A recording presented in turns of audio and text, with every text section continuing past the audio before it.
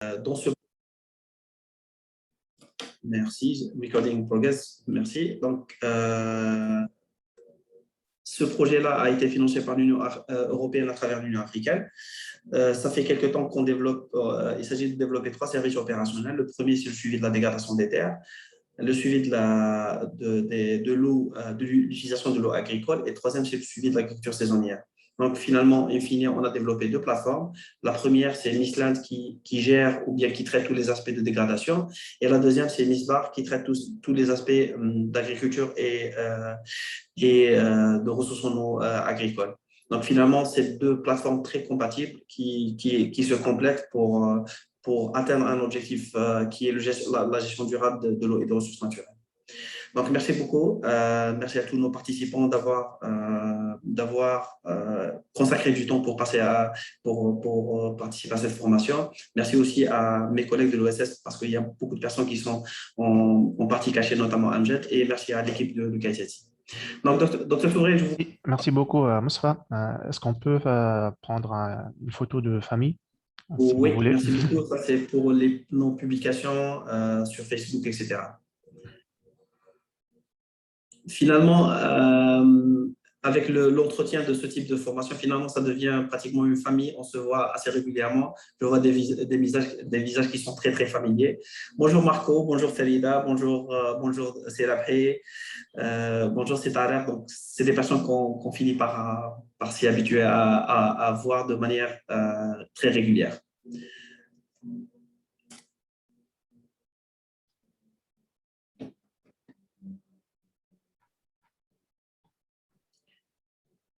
Tu as pu prendre des captures d'écran? Oui, merci. D'accord, merci beaucoup. Donc, sans trop tarder, je passerai la parole à Dr. Touré. À vous la parole, Dr. Touré. Oui, merci beaucoup, Moussafa, pour cette belle introduction.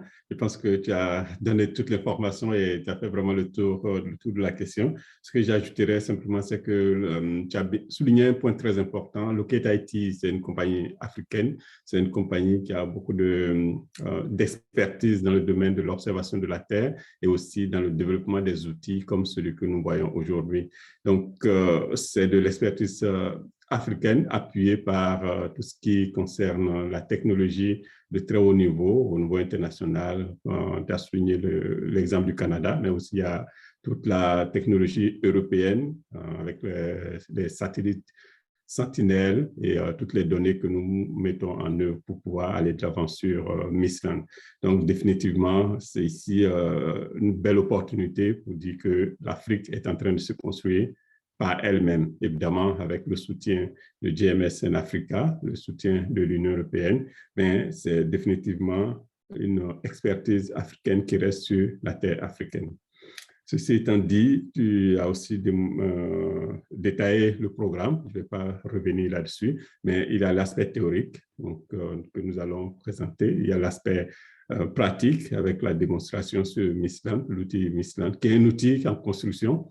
C'est comme si on était dans l'avion et puis on construisait en même temps l'avion avec tous les partenaires ici présents.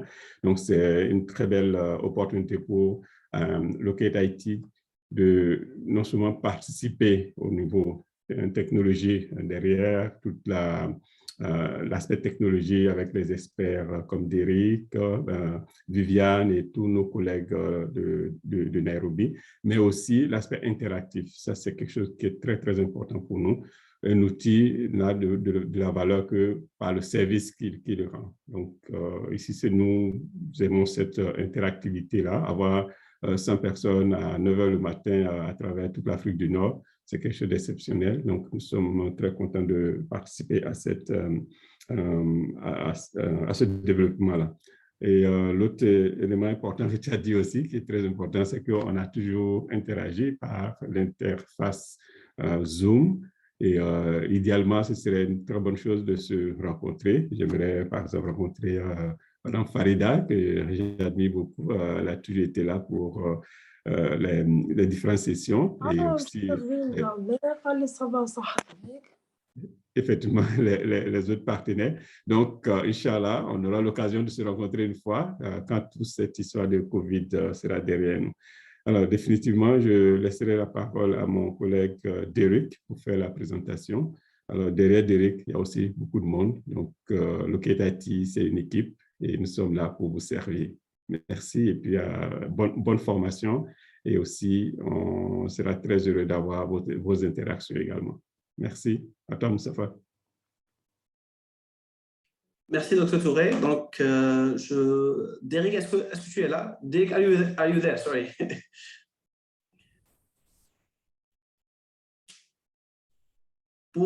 Juste pour rappel, Dr. Touré, on est en mois d'août, c'est le pic des congés, c'est le pic des vacances. Moi, personnellement, je ne m'attendais pas à une audience assez forte. Merci beaucoup à nos chers participants. Derek, are you there?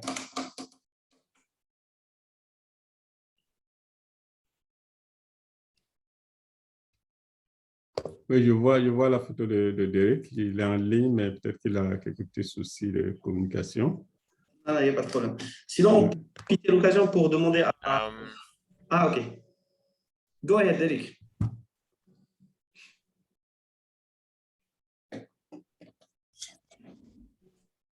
Yes, thank you very much, Mustafa. Thank you very much, Dr. Toure, and to all our participants also, merci beaucoup.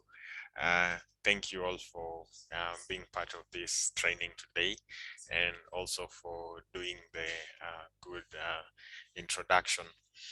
So I will also iterate the fact that it has been a good journey trying to develop MISLAN platform, at least for the benefit of some of the institutions which are represented here by our participants and our end users. And we are particularly doing these meetings so that we can at least align some of our methodologies with what is agreeable to our users.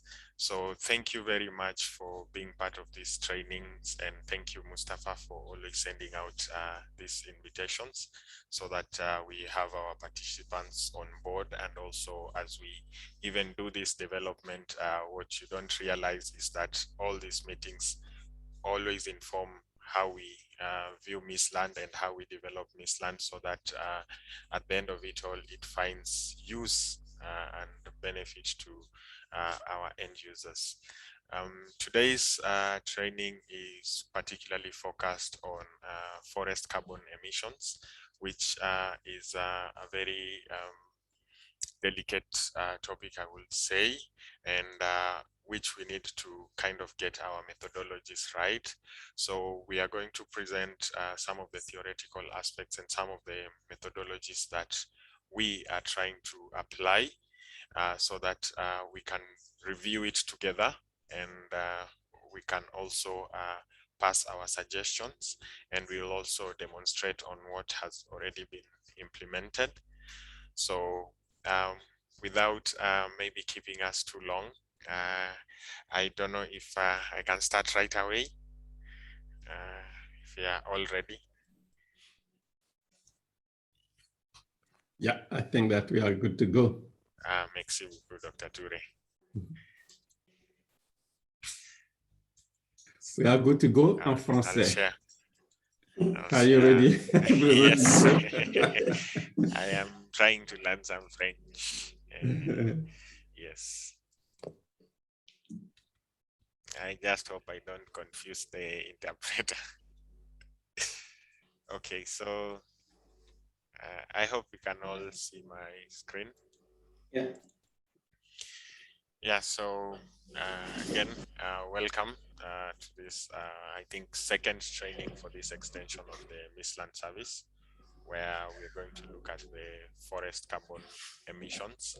So generally, we are going to look at the methodology, and that is applied particularly for the MISLAN carbon emissions module, and then look at the performance of this methodology, and also take some of the views from our participants. So to start us off, we know very well that the carbon's emissions, we try to implement it in line with IPCC compliance, or the compliance by the UNFCCC, so that at least we are reporting based on what has been agreed upon. So the Midland Forest Carbon Emissions Module provides a means to use tree cover loss maps to report on carbon's emissions from forest cover change.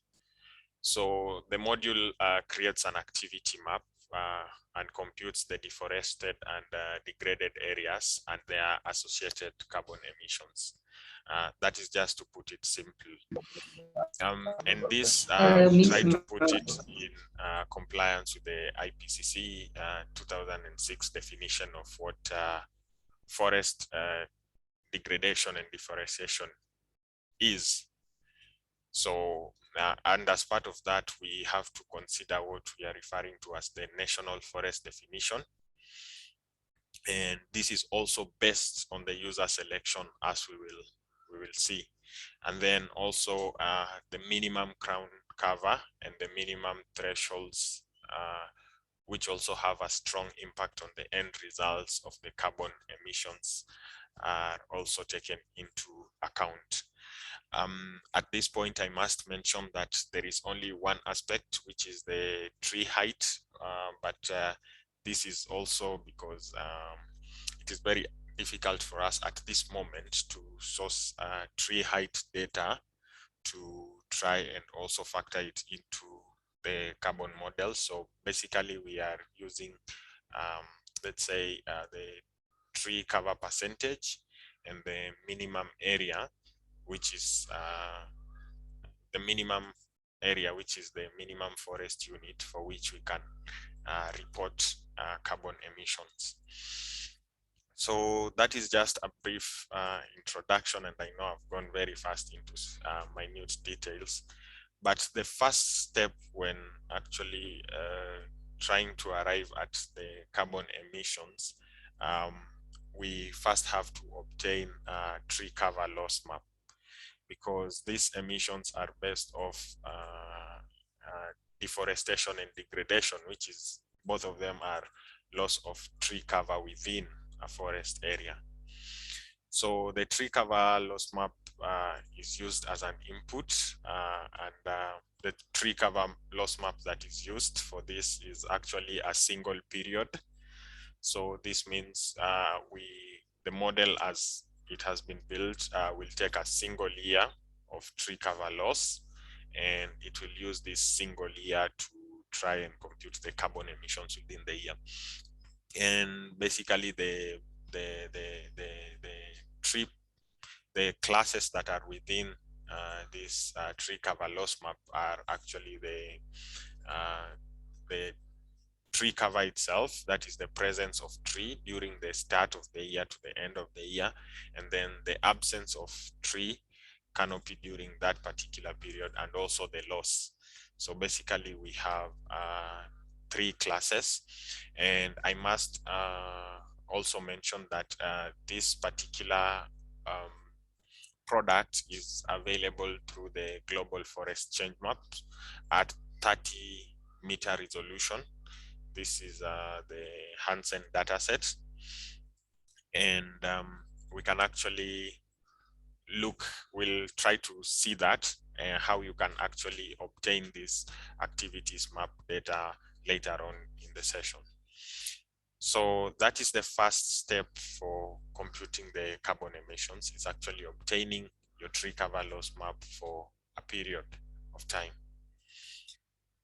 The next critical issue in terms of reporting for these carbon emissions is actually to define a minimum forest unit. So in order to convert this tree cover loss to a map that depicts a forest and forest units, so we have to create forest units on the cell size, and a forest unit is determined by the cell size and also the definition of forest. So for instance, in some countries, we consider 0.5 hectares as a forest. In some countries, maybe the threshold is at 1 hectare.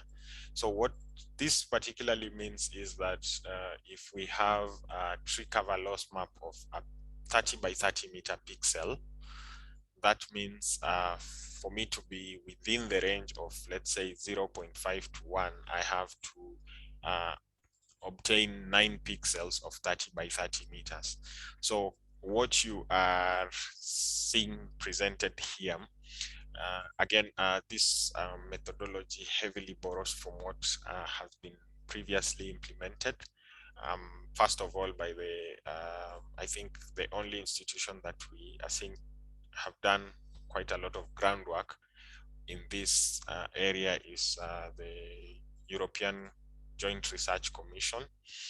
And so part of this methodology borrows from their carbon emissions module, and we are just trying to tailor it for and make it even easier and usable for the Mistland end users, and to advance this kind of reporting and awareness.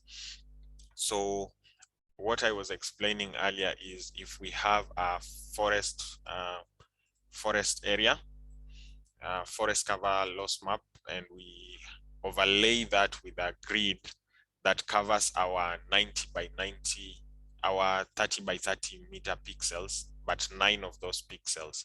So within our statistics of forest loss and degradation will be done in the 90 by 90 meters.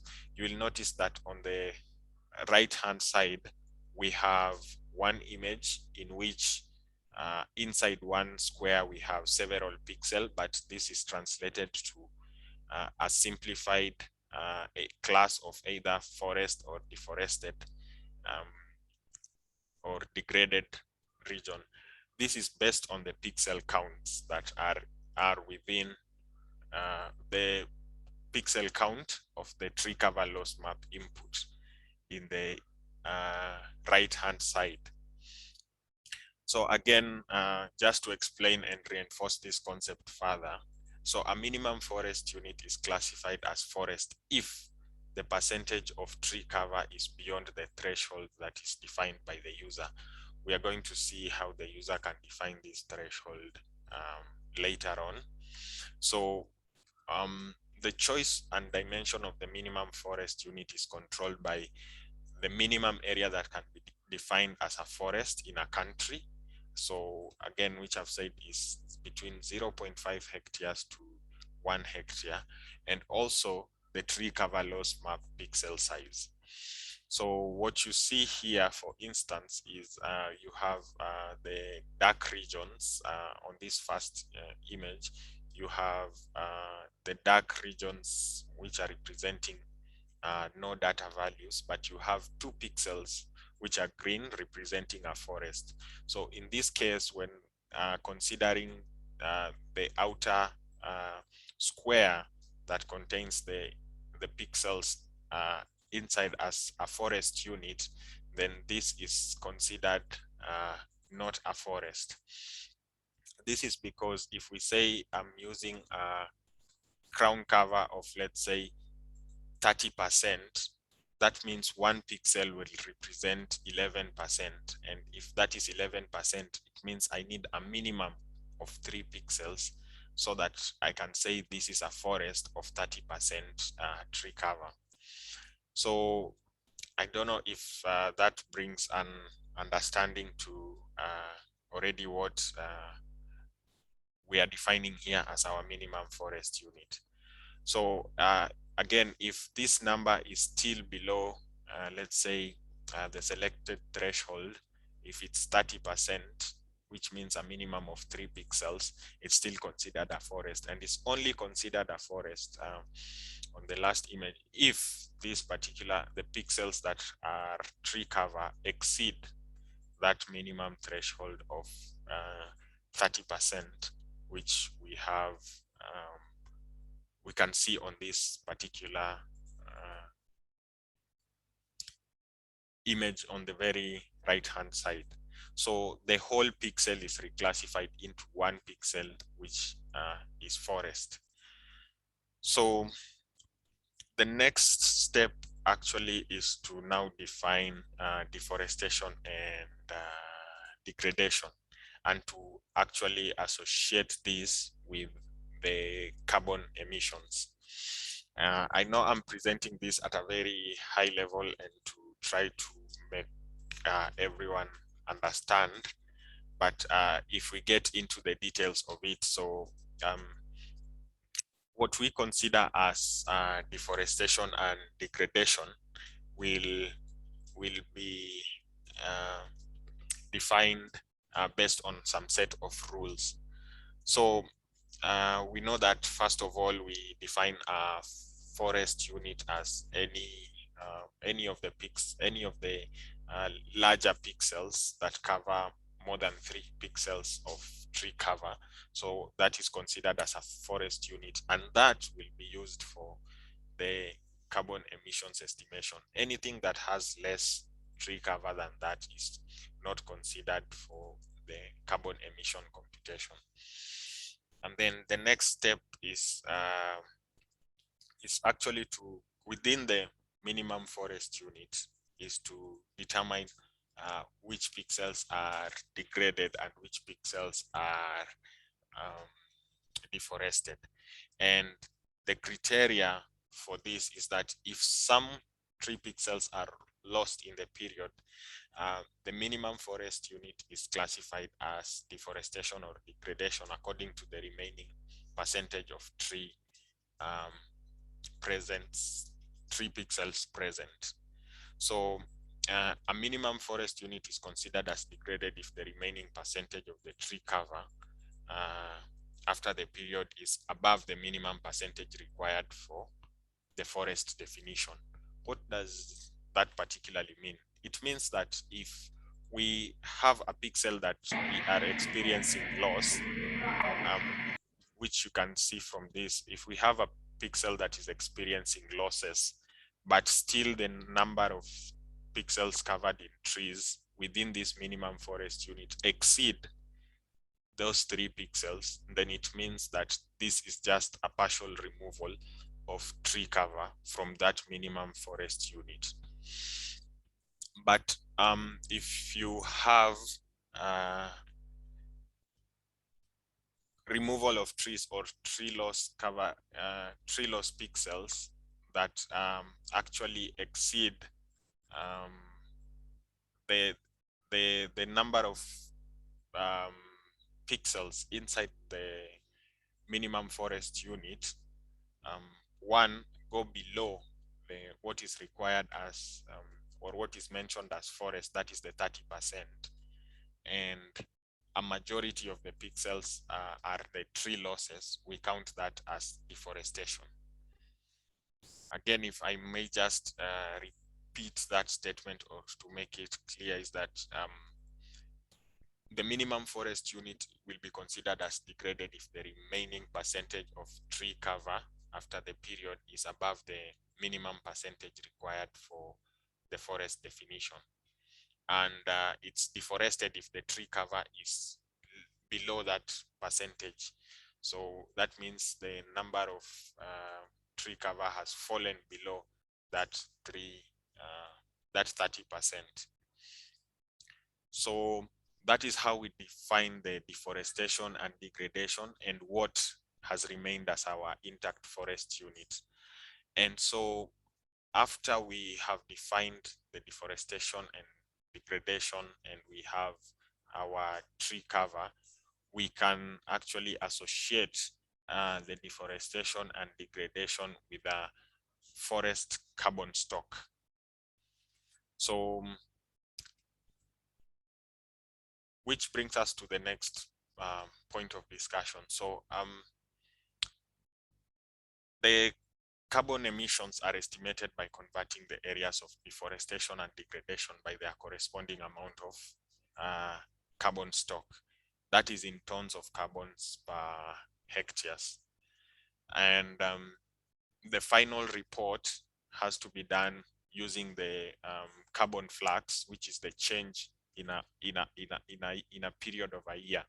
So that is the tons of carbon dioxide equivalent per year. So that is, again, the value of the tons of carbon per hectare multiplied by 0.2727 tons of carbon dioxide. So the approach considered for implementation currently with what we are trying to do for the MISLAND platform is to use a constant value for the selected study area, right? So this means as a nation, if you know, this is the amount of carbon that is stored per hectare. And we also know that the issue can get very complex because different types of forest store different amounts of carbon. And that can be very hard for us to consider unless we can have all those data types and maybe take some time to study individually each of the forests. But we can provide an initial approximation by putting a value that is more sensible. So basically, if I'm to go over the Derek. Yeah. If I may interrupt you. Yes. Just one second. The thing is, if you go to the previous slide, please. Yeah, actually, we know that in North Africa, the forest emissions may change, the forest cover may change, the density may change. Yeah, just this slide. So what we do is that we try to get the most, let's say, coefficient that is by default used by FAO and some other international organizations. Think you can also, if you have your own coefficient regarding your own forest cover, we can adapt that into MISLAND. It means if in the forest in Tunisia or in Mauritania, they are not the same. In Algeria and in Libya, they are not the same. We don't have the same density. We don't have the same cover. Not the same trees, etc. So the complexity of forest goes beyond the MISLAND itself. So for us, we have two options. Either we use the by default values, which is 0.2727 tons for CO2 for carbon for that, or for 1 ton, or we can use an adapted values. So if you have an adapted values which is more reliable in your area, so please share that with us, that we can implement the changes in the MISLAND. Thank you. Yes. Thank you very much, Mustafa, for reinforcing that. Again, we are saying that we will not just tie out one value and say this is what we should use, or this is. I know the FAO has prescribed some values, but these are always revised every other time.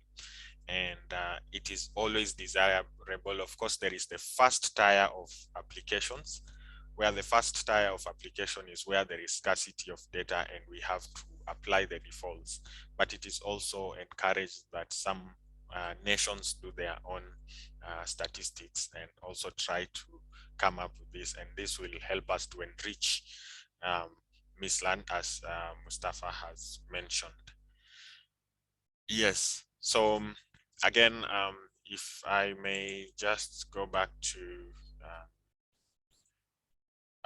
explaining the flow of activities, or maybe just to help us catch up from the very start, we have as a requirement, as a minimum requirement for the entries by the end user on the platform, what we will notice is the tree cover loss map is one of the entries that we have to provide to MISLAND so that it can compute it. And then the minimum forest units and the crown cover thresholds.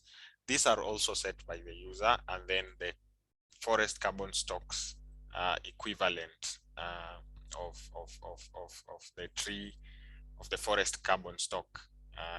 So this one, if it's degradation, that is partial loss, and if it's deforestation, that is complete loss. and all this is taken into the, we try to take this into account when making the computation. So at the output, we have the statistics, and also we have the change map, and this is what is used to do our reporting. So we have both the activities map and we also have the statistics on the side, and we'll see that in a bit. So I don't know if up to this point there is any question, because I think this is the simple methodology that is applied fast forward to try and tackle the issue of carbon emissions from the modules. Yeah, so it's not such a long lecture. I know there is a lot of information, particularly on carbon emissions, and we can also attach most of the materials with the user manuals that will be coming with the system, and also some reference materials that we are using for this particular development. Juste une question, si c'est possible. Bien sûr, allez-y.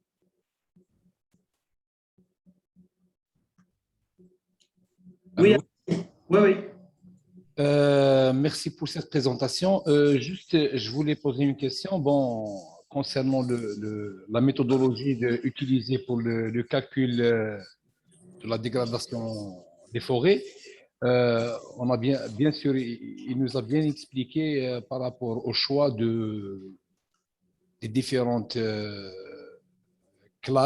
classifications par rapport aux pixels. Mais juste une question, est-ce qu'on a une référence par rapport à l'état de sortie, c'est-à-dire, je parle de l'état de sortie, l'échelle de l'information minimale, c'est-à-dire, si on prend, est-ce que ce concept, on peut l'utiliser uniquement à grande échelle, à l'échelle nationale, et à quelle échelle minimale on peut l'utiliser par rapport aux états de sortie, hein, c'est-à-dire les cartes à la fin qu'on puisse remettre aux responsables, si on peut dire. Merci. Merci beaucoup, c'est Wahed. En fait, selon ma compréhension, mais je préfère que Derek, je pars sous la supervision de Derek.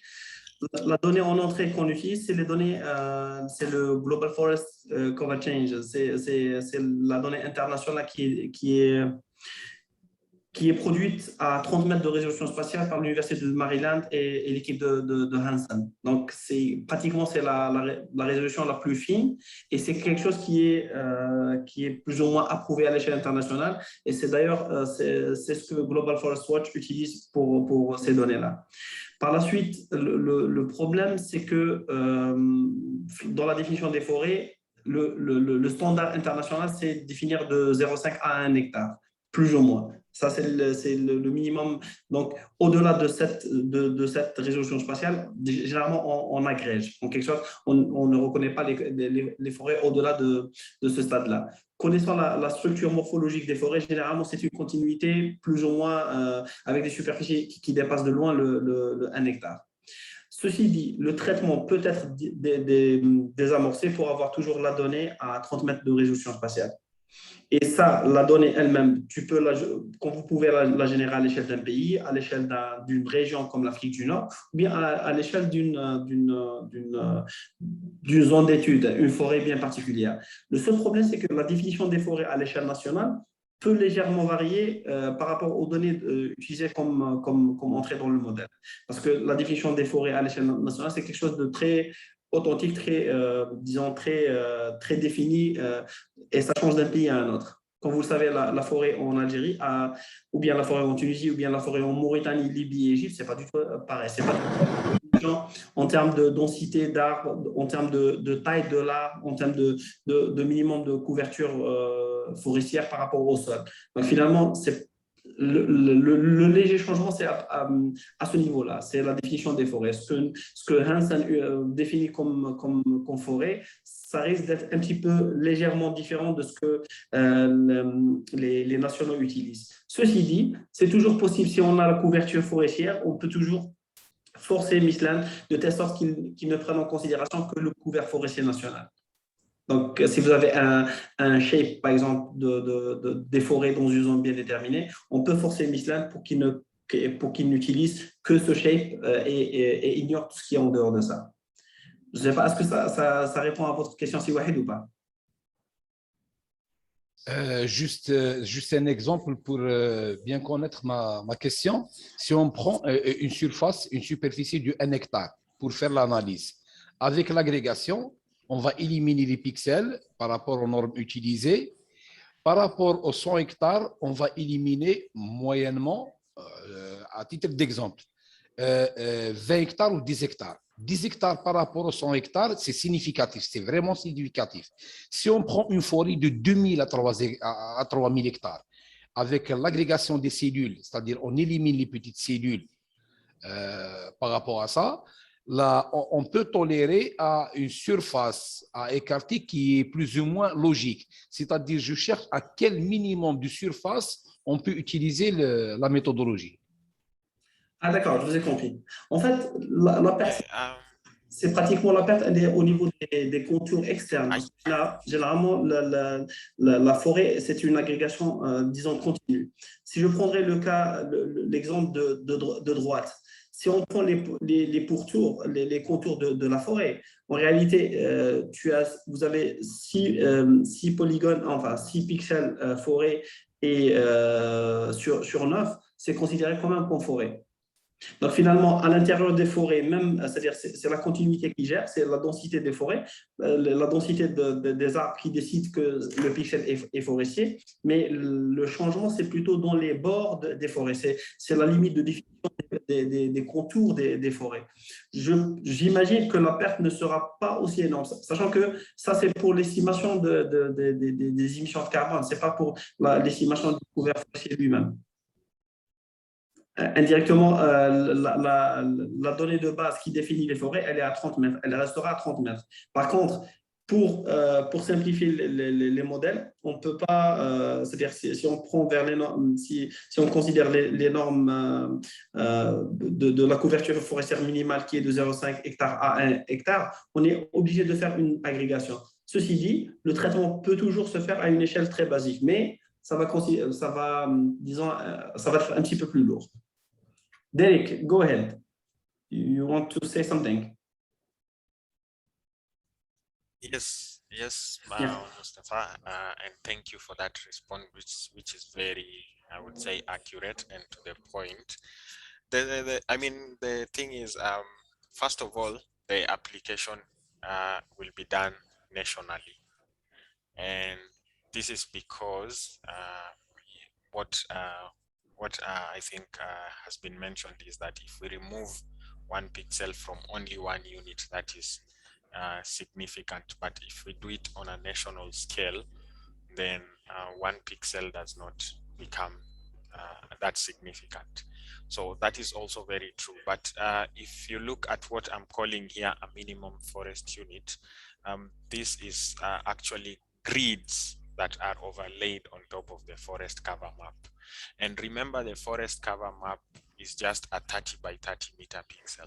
So at the end of it all, my minimum, if I consider a 3 by 3 pixels, pixel minimum forest unit, it means my minimum forest unit here is actually 0.81 hectares, because that is 90 meters by 90 meters. So this means, for instance, the pixel on the right will represent approximately 0.81 hectares of forest land. So again, these methodologies are not, we can't say is very accurate unless you're going to take the ground measurements and measure the actual sizes, but this just means that the majority, which is 6 pixels, all of them are tree cover. So the 90 by 90 pixel that is formed as a minimum forest unit, which represents 0.81 hectares, is considered as a forest. So that forest will be considered as either degraded or deforested also, based on the number of pixels of loss that are counted inside it. What we saw on the next, I think, slide here is where you have, let's say, 7 pixels. 7 pixels which are in red is deforestation, and then you only have 1 remaining pixel for tree cover. Then that means most of the forest was lost, and only what remained was a deforested area. But again, if we come and count the number of pixels and say that we still have a minimum of 3 forest cover pixels, which says that the area is still a forest, but then we also have some of the forests have been removed or have experienced losses. So in that case, we don't have the complete forest remaining, but we have part of the forest remaining. So that means there is some form of loss of trees, which does not necessarily mean that the forest has disappeared, but it has been degraded. That is a loss of a few trees here and there. And that means the carbon is also not lost completely, but it's lost partially. Yes, so in that case, I don't know if there is still any questions with regards to that, because this is a very critical issue. And also the definition of these minimum forest units have been left to the discretion of the users in a way that you choose to, based on the data source that is selected. Of course, right now we only have one data set, which is 30 by 30 meter pixels. I will go back to this slide where we have the national forest definition is based on selected threshold. That is the minimum crown cover. The minimum crown cover is as a result of the number of pixels that are actually tree cover, which we've said is 3. So if 3 pixels represent 11%, then it means 3 of those pixels will represent approximately 30%. And the minimum area expressed in hectares. Now, what is the 90 meters by 90 meters, which is 0.8 hectares. I'm just trying to, yeah. So the choice and the dimension of that minimum forest unit is controlled either by the minimum area that is defined as a forest in a country, and also the pixel size of the tree cover loss map. So that is why we are trying to do all these mathematics of defining the number of pixels, and also converting this in terms of into areas and percentages. Derek, what? Yes. Yeah, just wondering if after the training, when we have, let's say, enough time, we can do the exercise. One version is that we are using the native pixel data, and the second one, we use the aggregated pixel data. It means we are using directly the tree cover at 30 meter in the first solution, and in the second solution, we are using the aggregated data while using the 0.5 hectare or 1 hectare, for example, and we can see the changes if they are, let's say, can be considered or not, or are they significant or not, or just to demonstrate that let's say what are the concrete changes between the two solutions or the two ideas. Do you think that we can do it after, not for now, but after the training? We can prepare kind of demonstration, and we can present it for the next training in September. Okay, yeah. You know, that is actually, if we use the tree cover loss pixels with 30 meters, we are going to overestimate, because the first thing that this kind of aggregation helps us to do is to determine which areas are forests. And then the second thing is, by doing that pixel count, we are able to discriminate what is deforestation and what is degradation. So remember, the tree cover loss map comes as, let's say, a binary class or two classes where it's just the trees and the losses.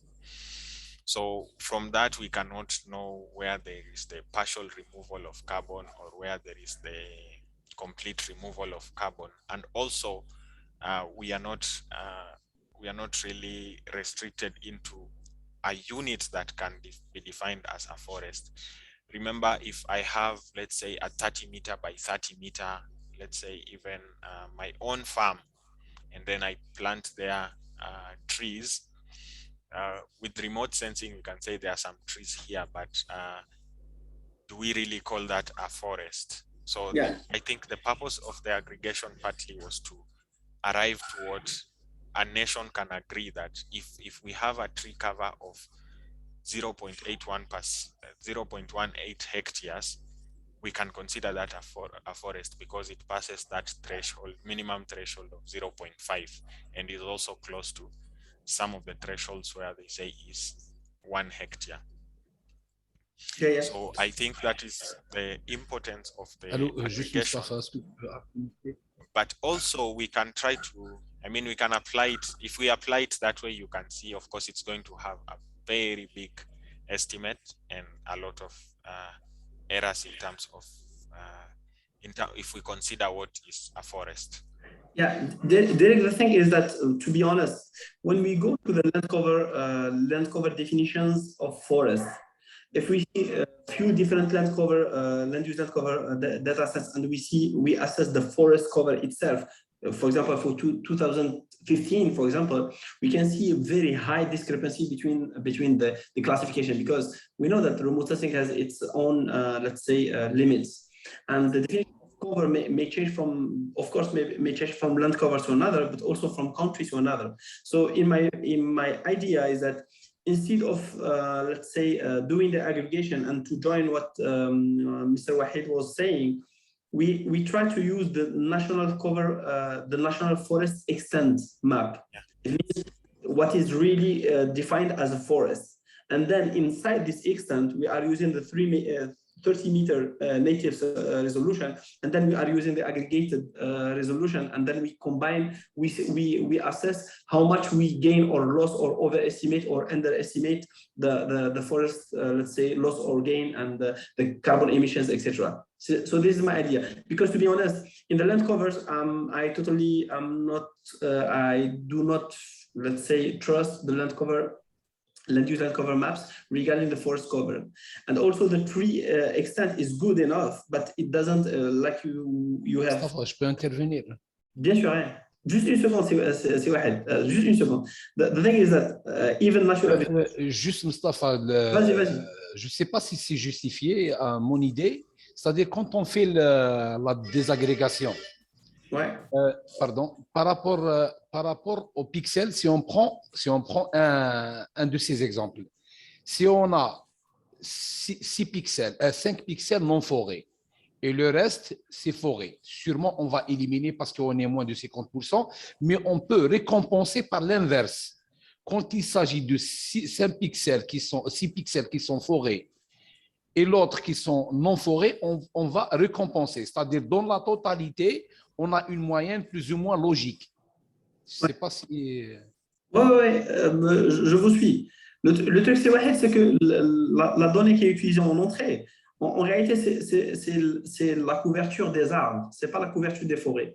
Et dans leur esprit, c'est que si on fait l'agrégation, c'est comme si on va éliminer les arbres un petit peu qui ne dépendent pas qui ne dépendent pas des forêts, ou bien qui ne représentent pas des forêts. Par exemple, les plantations, ça ne fait pas partie des forêts, tout ce qui est végétation naturelle, parce que la donnée utilisée en entrée, elle n'est pas aussi parfaite. Certes, elle est à 30 mètres.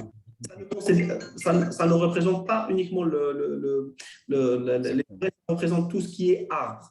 Et par définition, il y a un petit problème par rapport à ça. Donc, eux, ils font l'agrégation juste pour éliminer en quelque sorte les quelques arbres qui n'ont rien à voir avec la forêt. Pour affiner, juste pour Exactement. affiner.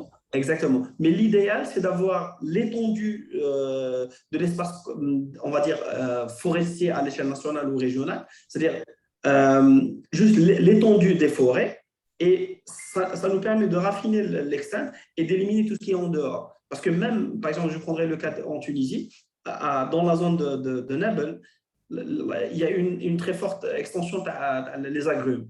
Agrumes, culture pérenne égale verdure toute l'année, égale réflectance qui est similaire aux forêts, égale confusion. Donc ça, c'est quelque chose, on le sait, mais l'idéal, c'est que les directions des forêts nous fournissent juste l'étendue pour être sûr qu'on travaille dans un espace forestier et pas dans un autre espace mal classifié comme espace forestier. Exactement. Et je crains plus que, par exemple, si je prendrais le cas de la Tunisie ou bien de l'Algérie, tout ce qui est végétation naturelle, tout ce qui est plantation naturelle, tout ce qui est arboriculture de façon générale, c'est considéré comme, malheureusement, tout ce qui est culture pérenne, surtout à feuilles persistantes, c'est considéré comme forêt dans les données de télédétection. Donc, l'idéal, c'est juste d'utiliser l'étendue forestière du pays et d'éliminer tout le reste. Donc, ça nous permet d'avoir vraiment raffiner en quelque sorte l'estimation. Et ça, comme l'a dit Derek, ça, c'est un premier lieu d'estimation. Si on veut aller plus loin, là, il va falloir le type de forêt, le type de sol. Il va falloir passer vraiment à des modélisations plus complexes pour avoir un truc plus réaliste. Mais les modélisations plus complexes, il va falloir aussi avoir des données vraiment détaillées. Parce que le chêne-liège, l'eucalyptus ou autre type, différents types d'espèces, différents types d'altitude, différents types de sols, l'équation du carbone forestier est plus compliquée. Et elle est vraiment, vraiment compliquée, c'est-à-dire pour modéliser ça. Donc, nous, on s'était dit, pour une première phase, on commencera par une approximation grossière de ce qu'on a. Si jamais il y aura une deuxième phase de GMS, on pourra penser à améliorer cette modélisation pour utiliser plus de données et plus. Et ce n'est pas juste la télédétection qui permet de faire ça. Il va falloir aussi… La canal française, vous êtes en train de faire la traduction en anglais. Merci, frère. Donc, finalement, il va falloir utiliser d'autres sources de données pour pouvoir mieux raffiner le modèle. Donc, on s'était dit, une première évaluation, ça serait d'utiliser… Oui, une première évaluation, ça serait d'utiliser un coefficient générique plus ou moins qui nous permet de donner en premier lieu une première approximation, sachant que l'avantage de ce type de données, c'est que c'est des données annuelles et c'est des données qui peuvent refléter les dégradations annuelles des forêts dues à des feux ou à autres ressources. Alors que les données d'occupation du sol, parfois, ils ne reflètent pas au même titre ce type de phénomène. Donc, bon, en grosso modo, c'est ça. Mais si on peut toujours continuer à échanger là-dessus, ce sera avec plaisir.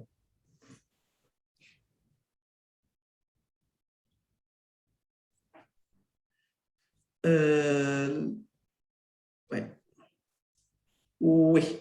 There's one question in the chat. Maybe it's in French, but Madame Fathia Halali, she said that the same thing happens to the oasis, since they are considered as a relevant source of carbon.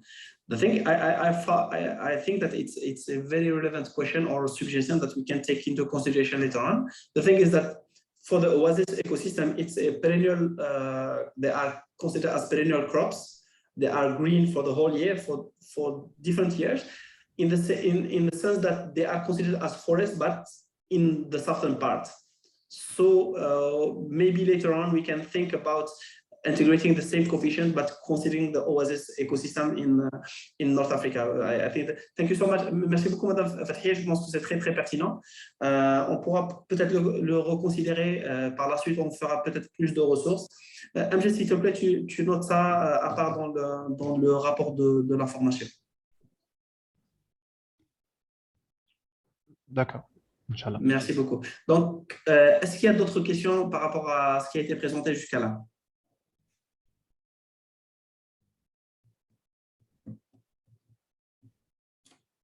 Donc, si vous n'avez pas de questions, je retourne à Derek. You can go ahead.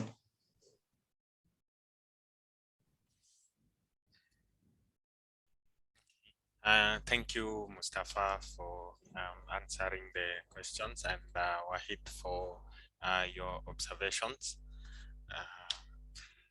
So Yes, Derek, sorry. yes. The thing is that Wahil is playing two roles. He is in agronomy field, but he is also a formal forest officer. So he has long experience in terms of forest monitoring. So I really appreciate his interventions. Yes, and Wahil. that is why we like the combination of users that are here, and we are also here to really take in and get your views. And again, like I said, Mistland is built by you, for you people. So we can take into consideration all that is being mentioned and try to see how that works well. Of course, right now we are at that development phase, and we didn't want to come to a product that is already finished with you for you to use and you can't really use it. So if there is any corrections that we have to do, thank you very much for what you are observing and contributing now. So again, many thanks to Wahid. If there is any suggestions that can be passed at this particular moment, we will take in.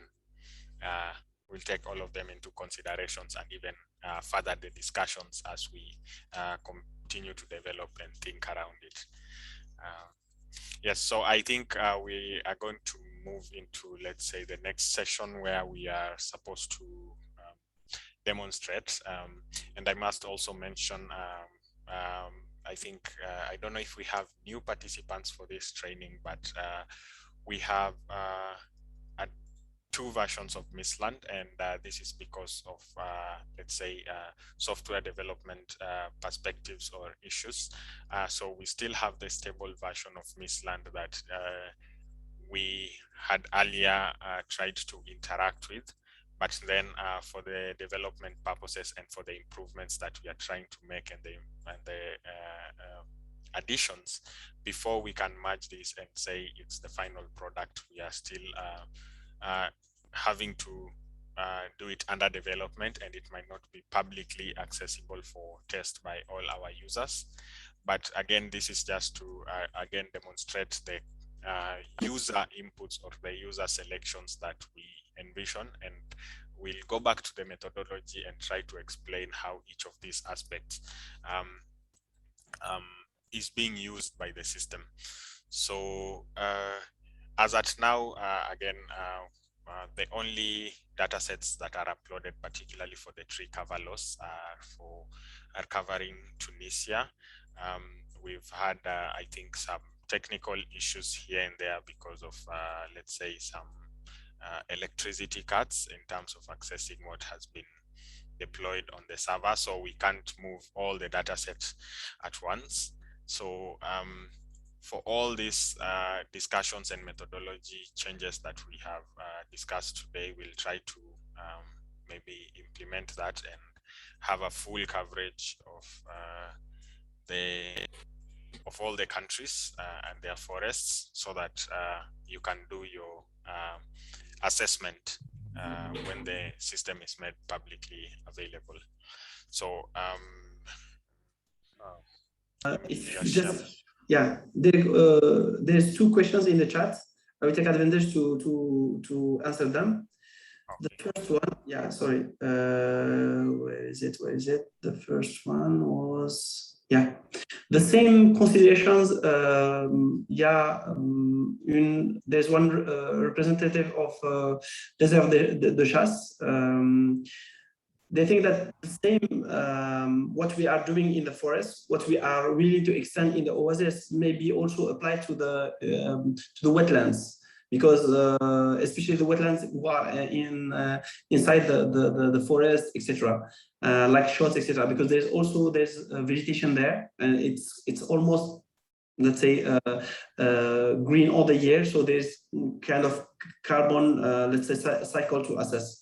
I think that, yes, we will try to extend that, to take that into consideration. And just please note that in addition to the oasis. And Ms. Timoumi Amara, est-ce qu'il y a-t-il des calculs faits sur ce sujet? Par rapport à quoi? Est-ce que c'est par rapport à l'estimation du carbone forestier, ou bien... C'est Amara, vous pouvez activer le micro pour poser votre question.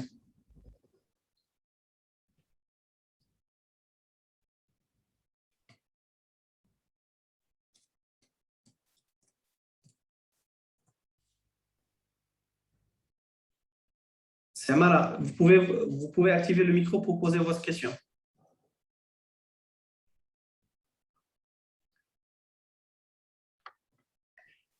Samara, le micro, Samara. Bonjour. Oui, bonjour. Oui, merci Samara. Donc, vous avez posé la question, est-ce qu'il y a des calculs par rapport à ce sujet? Par rapport à quel sujet? Oui, la deuxième question. Vous connaissez bien la forêt tunisienne et en interaction avec les champs d'oliviers, soit sauvages ou cultivés. Donc, comment on procède pour le calcul? Merci. Merci beaucoup, Samara. En fait, c'est ce que j'ai proposé au début. En fait, ce que nous utilisons, c'est les données internationales qui sont disponibles, qui sont estimées à partir de données de télédétection. Mais les données les plus correctes, c'est les données dont les institutions nationales disposent. C'est l'institution nationale qui est mandatée pour dire ça, c'est un espace forestier ou pas. Donc, que soit qu'il y a de l'olivier ou pas, pour nous, si on arrive à avoir l'espace forestier, on est en mesure d'estimer le stock de carbone. Donc, finalement, pour le moment, même les champs d'olivier, que ce soit sauvages ou cultivés, pour le moment, dont nos calculs font partie de l'estimation, surtout s'ils sont soit en interaction avec les forêts, soit adjacents aux forêts. Mais l'idéal, si on veut vraiment partir vers des modélisations plus complexes, je ne pense pas qu'on aura le temps dans la première phase de GMS, mais peut-être pour la deuxième phase, Inch'Allah. L'idéal, c'est de différencier les types de formations.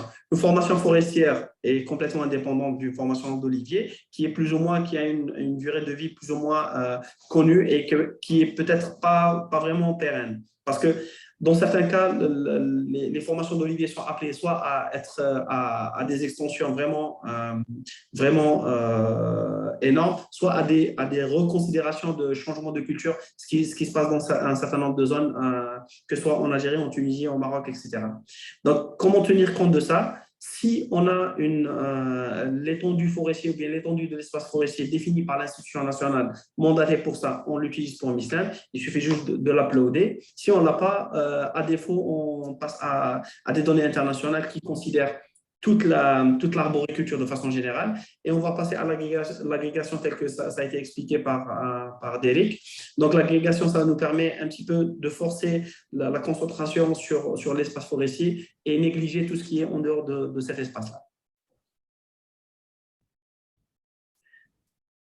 Est-ce qu'il y a d'autres questions?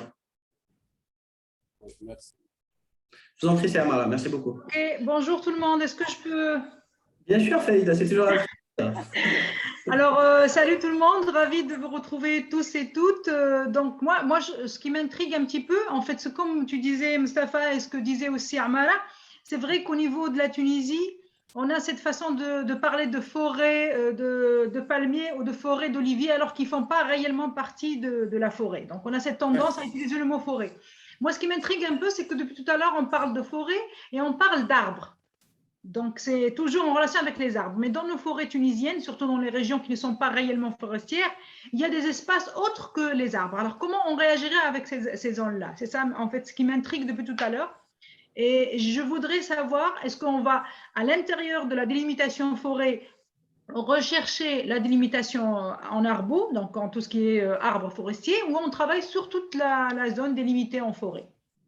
Et une autre petite question, c'est l'échelle de travail. Bon, on sait qu'on a la carte régionale en fait, agricole qui a été faite aux années 2000-2006 avec une certaine échelle et on a une couverture forestière bien délimitée. Il y a aussi les inventaires forestiers qui ont été mis en place et ça, je ne sais pas si on a accès réellement à la version numérique pour pouvoir l'utiliser. Je suis désolée, hein, ça c'est la réalité. Non, c'est… Donc, ce que je voudrais, donc, il faudrait voir à quelle échelle on va travailler. On sait que là, on est en train de travailler avec une échelle très fine. Et est-ce qu'on pourrait peut-être utiliser en fait, la couverture arbo, plutôt forêt, qui existe au niveau des cartes agricoles? Voilà, merci. Merci beaucoup, Mme Falida. C'est vraiment un plaisir de vous avoir parmi nous et d'écouter vos questions qui sont très pertinentes. En fait, pour le moment, on n'a aucun accès ni à une couverture forestière, ni à l'étendue forestière, que ce soit à partir, c'est-à-dire d'un point de vue officiel. On n'a ni accès à la carte agricole, ni accès à la délimitation de l'espace forestier. On l'a demandé, ça fait quelques temps, on a demandé à nos utilisateurs de nous le fournir pour pouvoir l'intégrer dans Mistland. Pour être honnête, on a fait des expérimentations sur les différentes cartes d'occupation du sol. Au début, sur Mistland, le suivi des forêts se faisait à partir des données de l'occupation du sol qui étaient développées par l'Agence spatiale européenne. Mais finalement, il y a beaucoup d'aberrations. Mis à part les aberrations de surface, le changement qui n'était pas justifié, mais aussi la misclassification en quelque sorte d'autres espaces comme étant un espace forestier. Donc finalement, tout ce qui est agrumes au Capon, c'était considéré comme espace forestier dans certaines occupations du sol. Donc, pour y remédier, on a pensé le meilleur moyen, c'est de faire la combine entre données télédétection et données nationales, dans le sens où on prendrait juste l'étendue de l'espace forestier, ce qui est défini par les institutions nationales mandatées comme étant espace forestier, et on ignorera tout ce qui reste. On considérera qu'en dehors de cet espace forestier, on va pas chercher les forêts ailleurs. Donc, indirectement, on va éliminer tout ce qui est oasis, tout ce qui est végétation naturelle, tout ce qui est culture pérenne, que ce soit d'une espèce ou à une autre. Sachant que le module, il s'agit de l'estimation de carbone forestier, pas en dehors des forêts. Malheureusement, pour le moment, à défaut de ne pas avoir la délimitation, on utilise juste la couverture, on va dire, de tree cover, arboricole de Hansen, qui est à 30 mètres de résolution spatiale. Donc, pour le moment, c'est la couverture la plus, on va dire, la meilleure en quelque sorte. Elle n'est pas parfaite, je suis entièrement d'accord, mais elle est la meilleure. Comment on pourra la rendre parfaite? C'est à travers l'exclusion de tout ce qui est données non forestières. Donc là, il va falloir que les utilisateurs soit les utilisent, on va prévoir avec l'appui de l'UKTIT la possibilité de charger un shapefile de couverture forestière et de ne calculer qu'à travers ce shapefile tous les indicateurs liés aux espaces forestiers. Ça, c'est la première des choses. La deuxième des choses, à quelle échelle on peut l'utiliser? L'avantage, c'est qu'il y a le serveur Mistland qui est là. Malheureusement, ce n'est pas toutes les données qui ont été migrées parce que ces derniers jours, en Tunisie, on a beaucoup de problèmes de coupure d'électricité et du coup, il y a des perturbations du serveur. Le Mistland lui-même, avec son miroir, il détient un certain nombre de couches, mais aussi on fait appel à tout ce qui est Google Earth Engine pour le calcul des superficies et le calcul des données qui résident là-bas. Donc, c'est possible de faire des calculs à l'échelle de la Tunisie entière, mais je ne vous garantis pas les résultats parce qu'il se peut que culture pérenne, oasis et d'autres végétations naturelles fassent partie. L'idéal, c'est qu'un utilisateur puisse charger le shape ou bien l'étendue de l'espace forestier pour pouvoir l'utiliser. Et je suis entièrement d'accord. L'appétit vient en mangeant. On a commencé Mistland à partir des données complètement internationales. Et au fur et à mesure, on converge vers une meilleure adaptation en fonction des besoins. Et cette adaptation ne pourra jamais se faire sans l'appui des utilisateurs et des partenaires. Donc, si vous avez des informations, on ne veut pas la carte, c'est-à-dire des cartes détaillées, on veut juste l'étendue de l'espace forestier pour l'impliquer,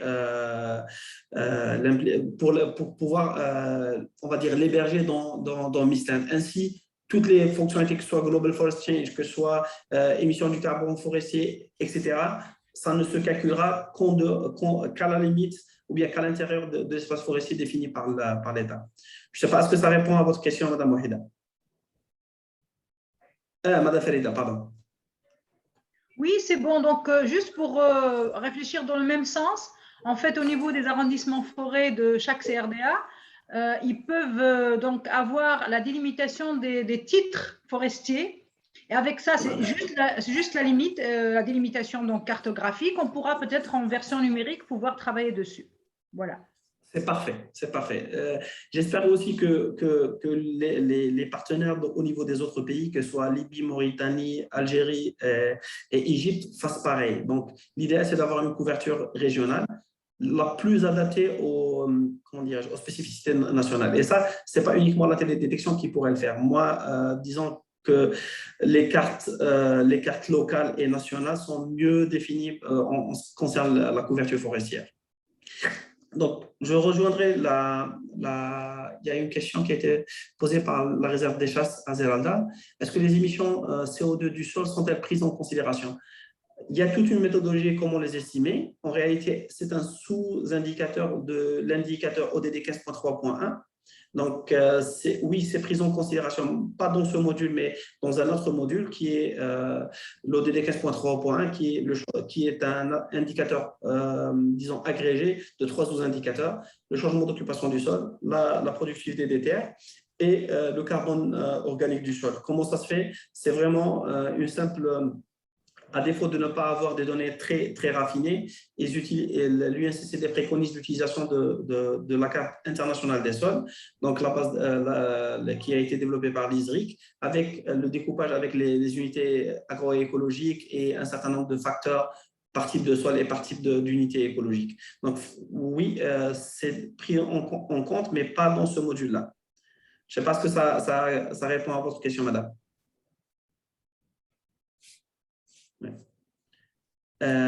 Moustapha, une autre question oui, dans le chat, c'est par rapport au domaine à Ramsar. Quelle est la superficie minimum? Est-ce qu'on choisit le même superficie entre 0,5 hectares et 1 hectare ou non?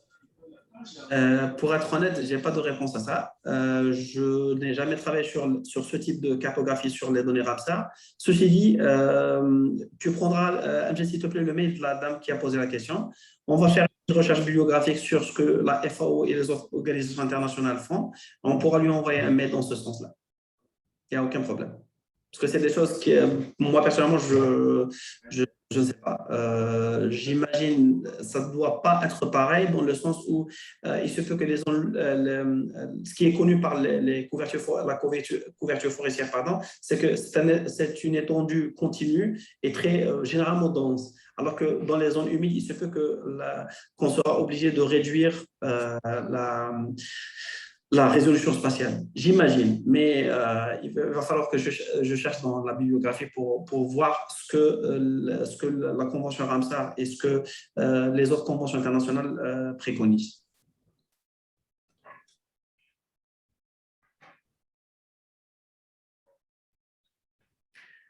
Je ne sais pas, est-ce que vous avez d'autres questions?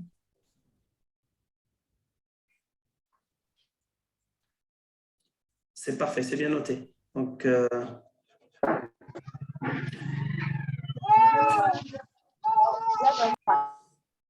yes. Thank you so much. Sorry, Derek. So thank you, Madame Farida. Sorry, Derek, there's one additional question. L'étendue de la couverture forestière varie avec le temps et le type de classe de champs dégradés à pas forestier. Le carbone sera accumulé en fonction des nombres d'années où il sera calculé période par période selon le changement du type forestier. Oui, Madame Chafia, je suis entièrement d'accord. La couverture forestière, à un moment donné, c'était une classe qu'on considérait plus ou moins statique dans les différentes cartographies d'occupation du sol.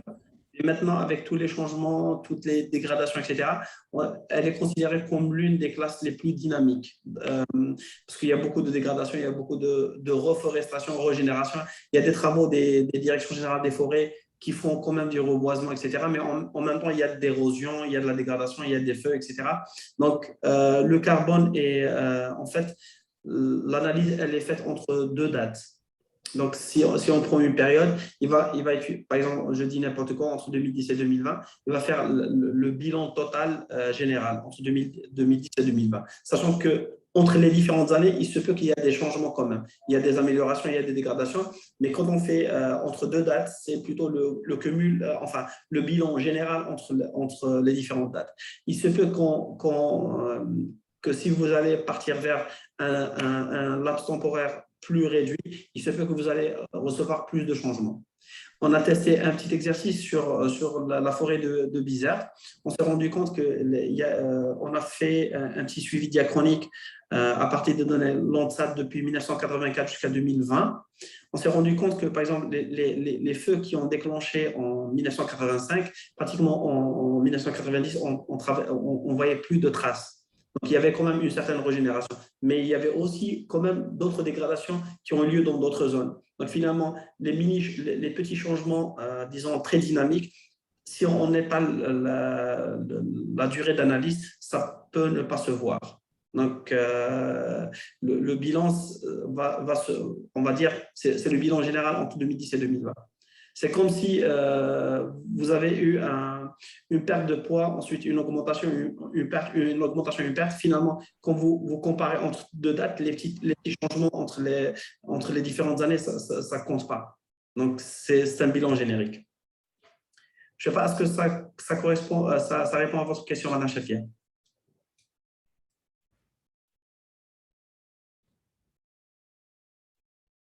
Donc, si vous n'avez pas de questions, je passerai la parole à Devik. À vous la parole.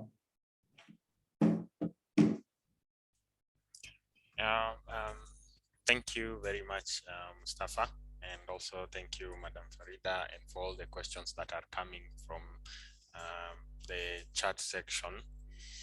We are trying to note all of this down, but we'll also be showing you what already has been explained and what has been implemented. So again, just to start from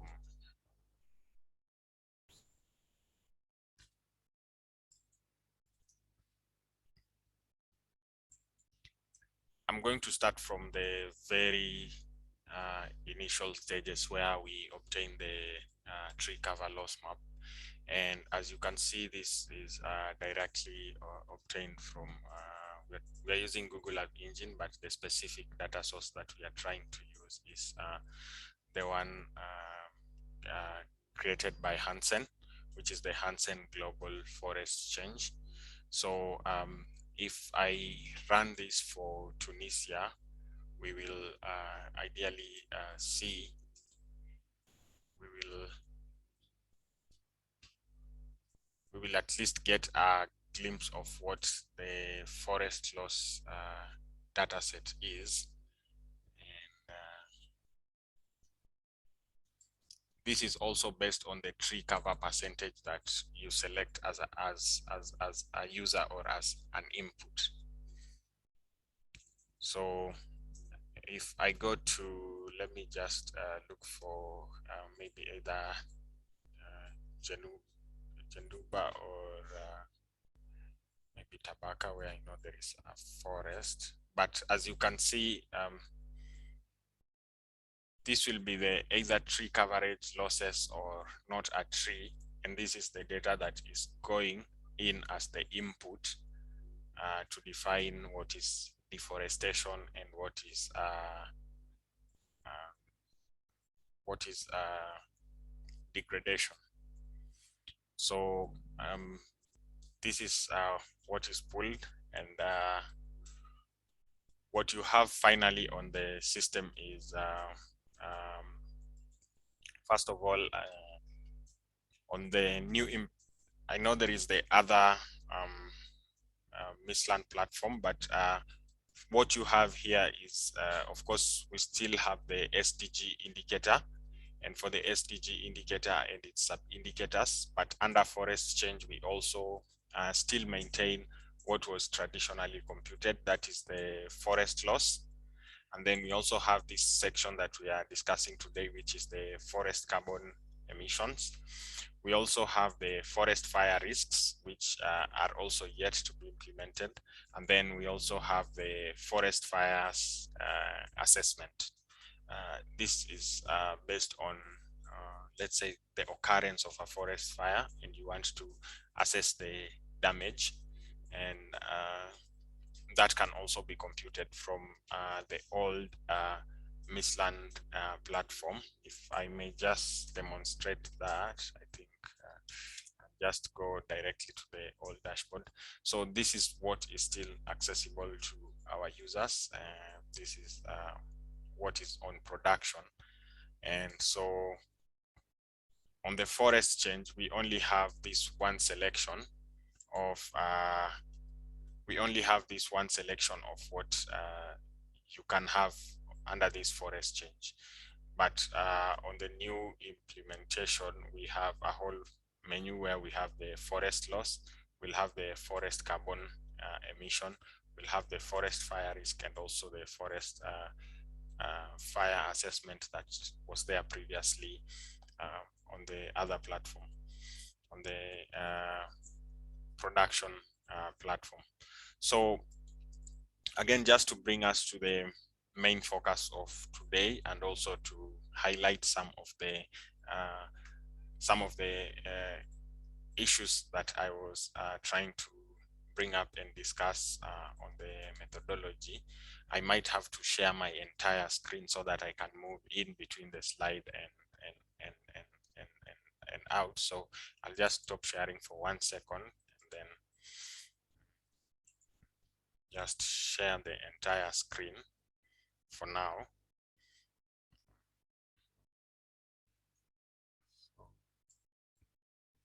Yes.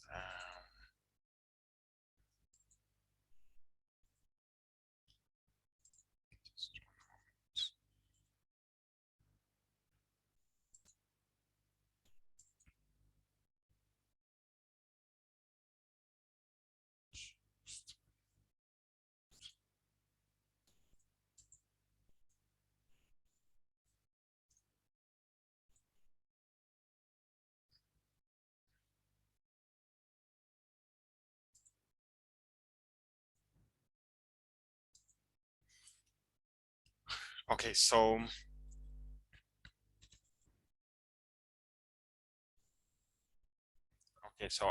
if I may just proceed. So the first selection that we make under the forest missions, you have the tree cover loss data source. So this, like I said, right now we only have one data source, which is the global forest change maps. And this is based on a 30-meter resolution. So again, we got into the issue of defining the minimum forest unit. So this is going to be defined as in pixels.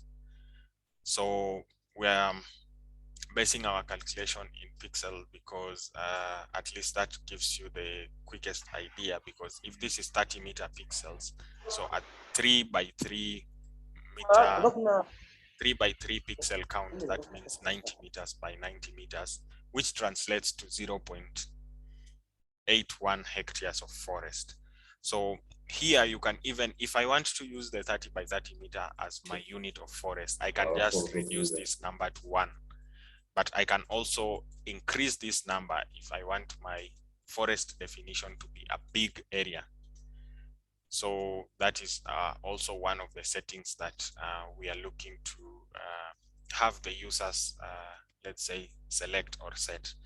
And now in this case, this just means you increase your grid so that instead of having 3 by 3 pixels and doing the count in what I demonstrated, you'll be doing a 4 by 4 kind of pixels. That means you have increased your area of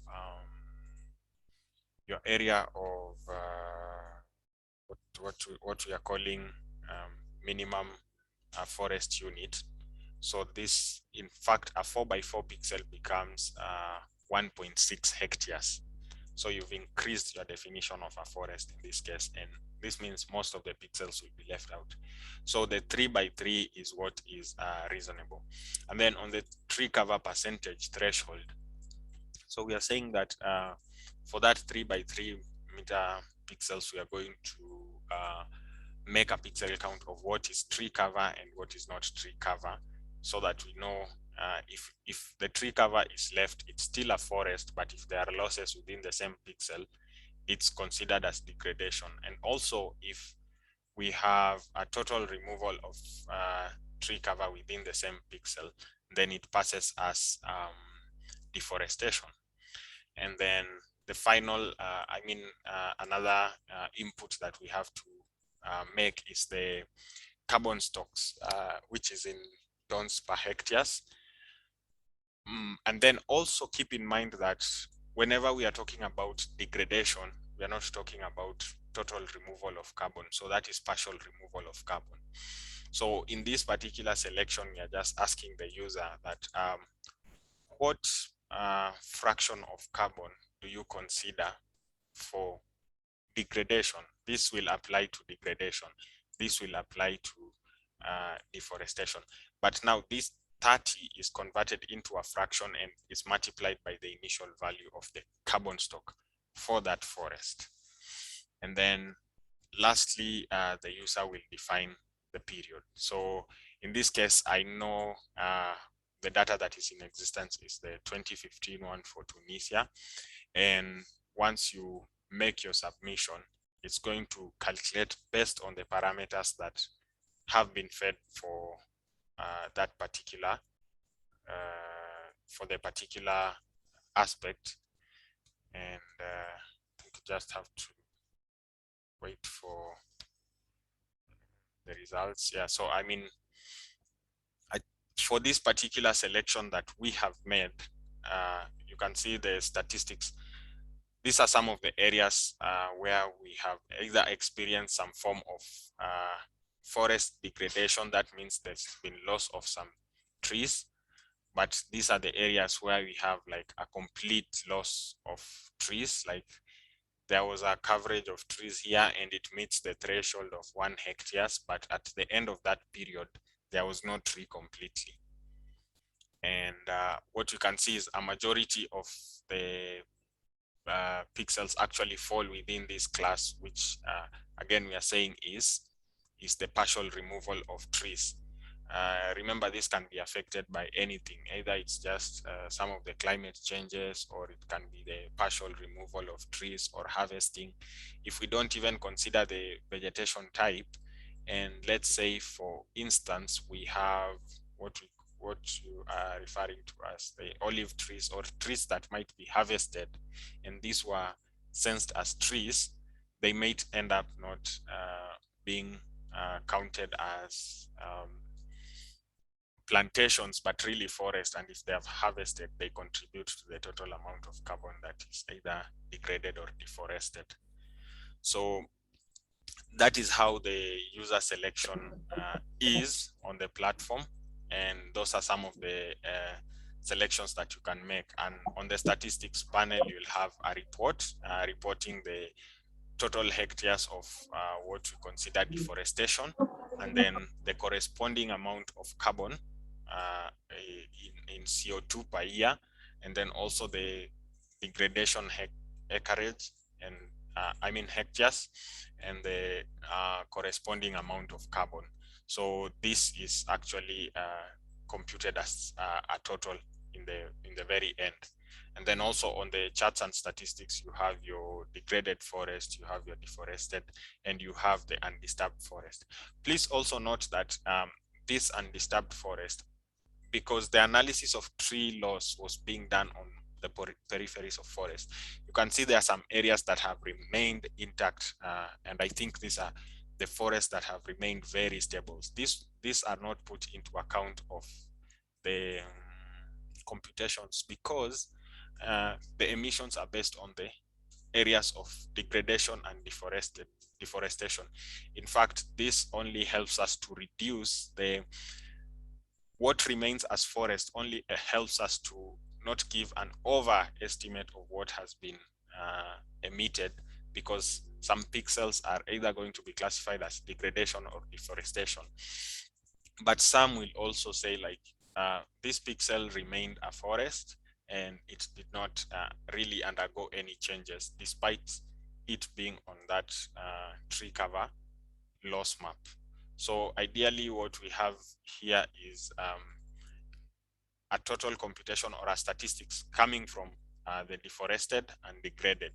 And that's why we don't have any stable forest report on these summary statistics. And I think this, particularly for the undisturbed forest, this does not mean the forest coverage of the country. I must highlight that. So this, I mean, the forest, if you look at an area like, let's say, this, where we have all this coverage of forest, we only try to highlight areas where the disturbances have been sensed within the forest. And the rest of the forest is left. If it was left intact throughout the year, it's not used within the computations. So we only look at areas where there have been disturbances, so that we can either say that this was deforestation, or we can say it was degradation, or we can say it just remained a forest, so it was undisturbed. So it's kind of checking, just checking from what is fed in as the tree cover loss map and the user defined parameters.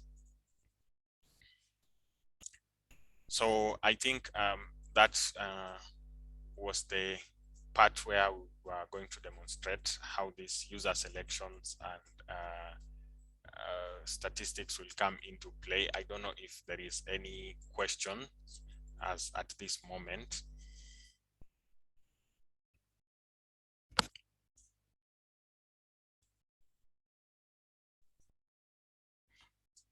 I would like, maybe now we can go back to the interaction and see how, what maybe we are missing out, or maybe what we can improve, or to further the discussions that were ongoing.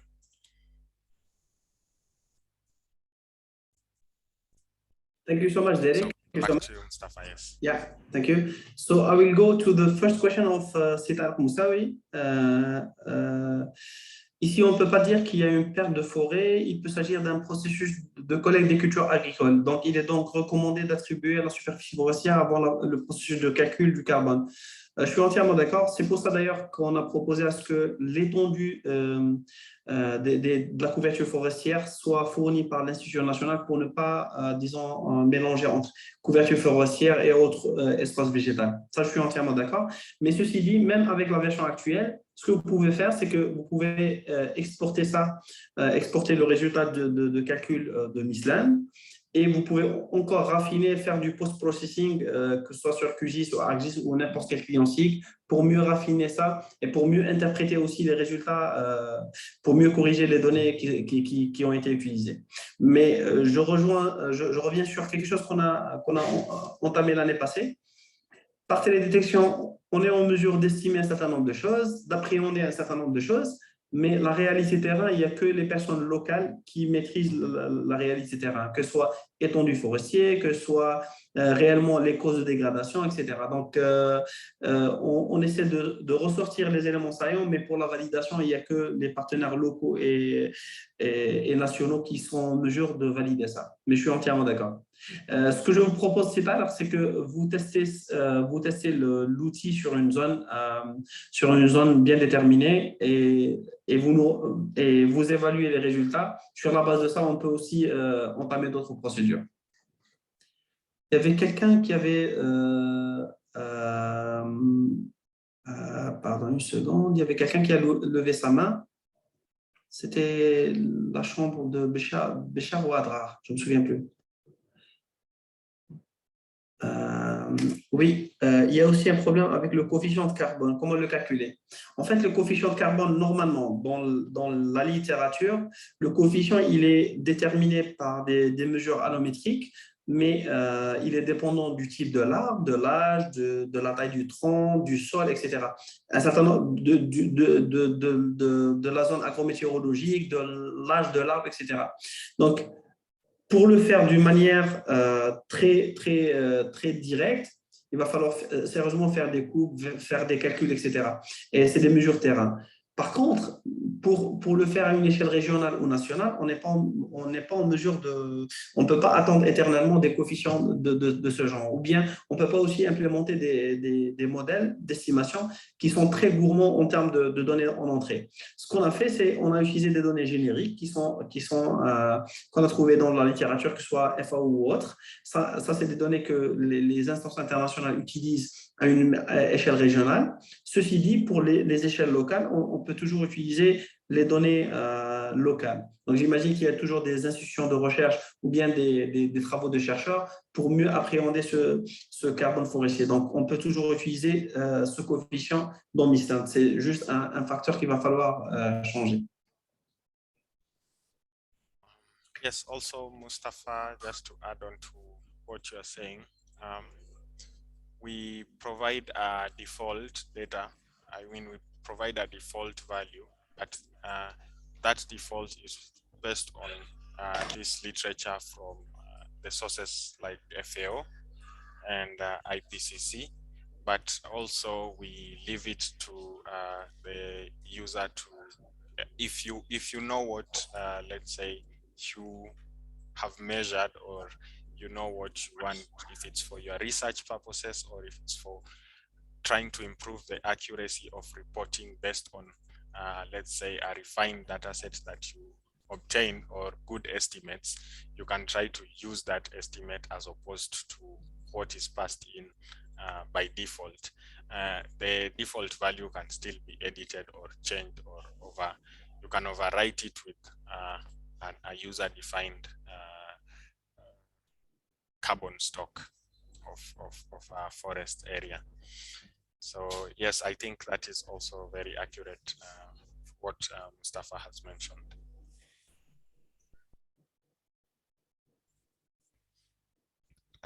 I also see there's a question on the chat.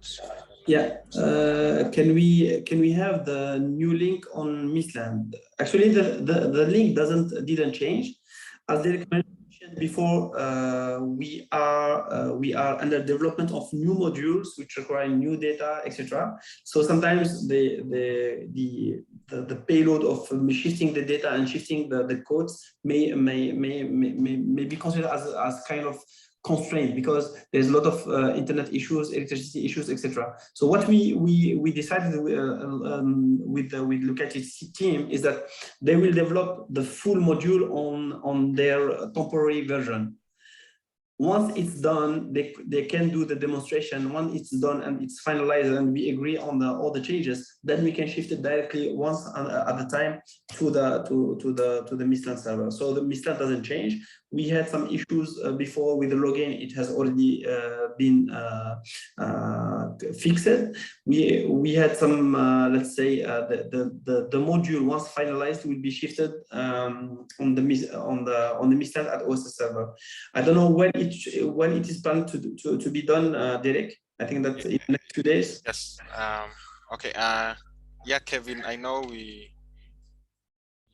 the link to the new service is based off on some of the technical issues that we were experiencing, and we actually want to. It will still be the old link that Mustafa is referring to, and we are going to try and fast track this so that we can actually access and start experimenting with some of these improvements that we are making.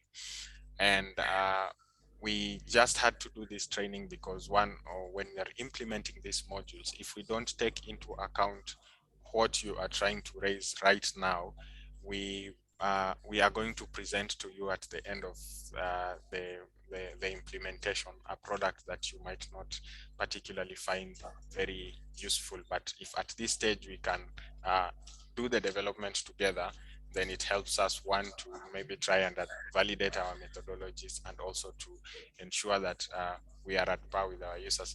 But again, Kevin, the new link will be shared, and this will be put in communication. And we have this participant list, fortunately. So again, because of some of these technical issues that we are experiencing, we might not really get the direct link to what improvements have been done. But we still have the stable version of Mistland, which I see is what Mustafa has actually shared. Yeah, it might miss some of the additions and improvements that we are testing out, but that is what is, let's say, stable for now. Yes. Yeah.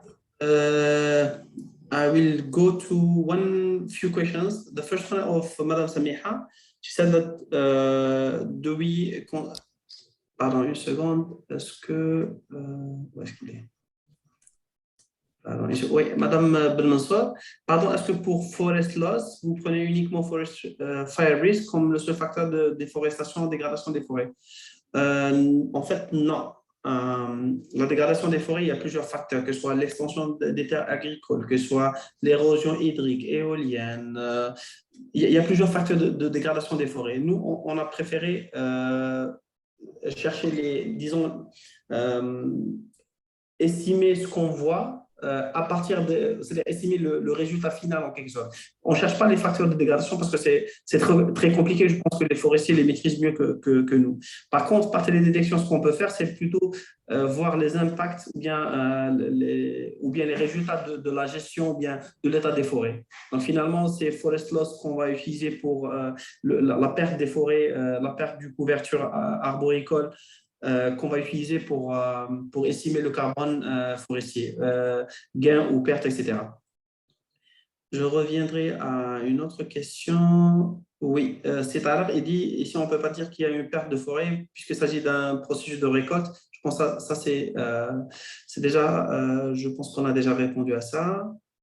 Est-ce que Michelin peut permettre de calculer le stock de carbone des forêts restaurées? En fait, des forêts de façon générale, est-ce que restaurées ou pas restaurées, ça c'est plutôt une autre information plus ou moins thématique. Mais il permet de calculer, d'estimer le bilan général de carbone ou bien les émissions de carbone des forêts. Oui, le problème des données de la FAO à l'échelle nationale, oui, je suis entièrement d'accord. Si on prend l'international, on est obligé de chercher des données plus ou moins génériques qui s'appellent le tiers 1, le premier tiers. Mais pour partir de données internationales vers des données nationales, il va falloir passer par plusieurs étapes de désagrégation. Il va falloir intégrer tout ce qui est données détaillées sur le sol, données détaillées sur les espèces forestières, sur le zonage agrométéorologique, sur le relief, etc. Donc ça, c'est des informations. Si on les avait, on aurait pu penser à d'autres modélisations plus compliquées. Mais du moment où on n'a pas, à défaut de ne pas avoir d'autres données plus fines, on est obligé de se rabattre aux données internationales. Mais si pour une zone bien déterminée, on a plus de données, on peut toujours faire des démonstrations sur des données plus fines. Pourquoi les collègues forestiers dans la région du nord de la Tunisie ne sont pas présents dans cette formation? Merci beaucoup pour l'information utile.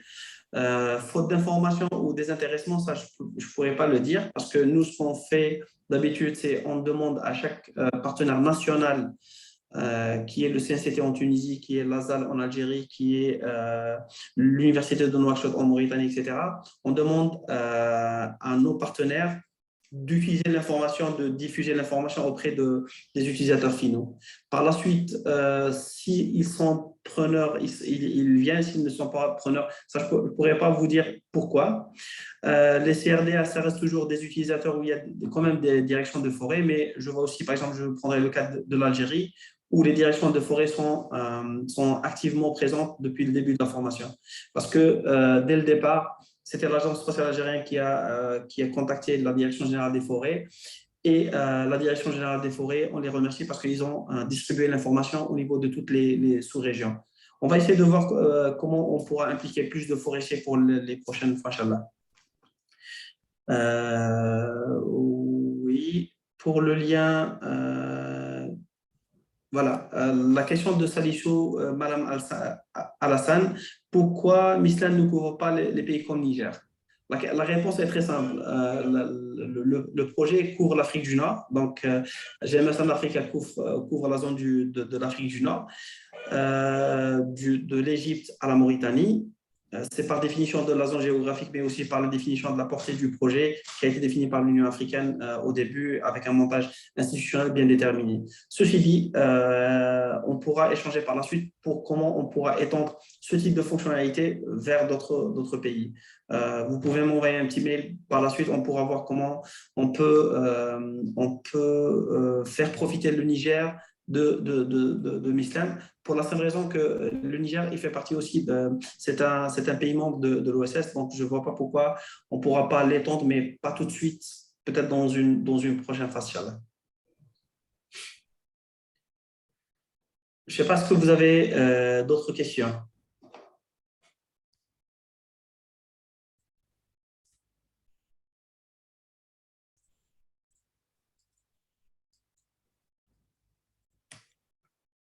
Donc, si vous n'avez pas d'autres questions, moi, ce que je vous propose, pour ceux qui n'ont pas encore fourni leur nom, prénom, prière de le faire sur le chat pour qu'on puisse leur envoyer les supports de formation, donc nom, prénom, institution et email. Donc, ceux qui ont des réponses, merci beaucoup. Vous pouvez m'envoyer à tout moment vos questions. Ce serait un plaisir de prendre attache avec des utilisateurs de Mistral parce que, comme l'a dit Derek, Mistral, il a été développé pour les utilisateurs et par les utilisateurs. Nous, on n'est qu'un moyen pour faciliter le développement, que ce soit UKIT ou OSS. On travaille, ça fait quelques temps, juste pour la mise en place. Mais en réalité, c'est une plateforme qui est gratuite, qui est hébergée au niveau de l'OSS pour répondre à certains besoins exprimés par les utilisateurs finaux. Finalement, l'utilisateur, c'est lui qui décide sur comment on améliore, comment on opérationnalise l'institution. Ceci dit, si on n'a pas de retour de votre part, on ne pourra pas améliorer, on ne pourra pas intégrer de nouveaux indicateurs.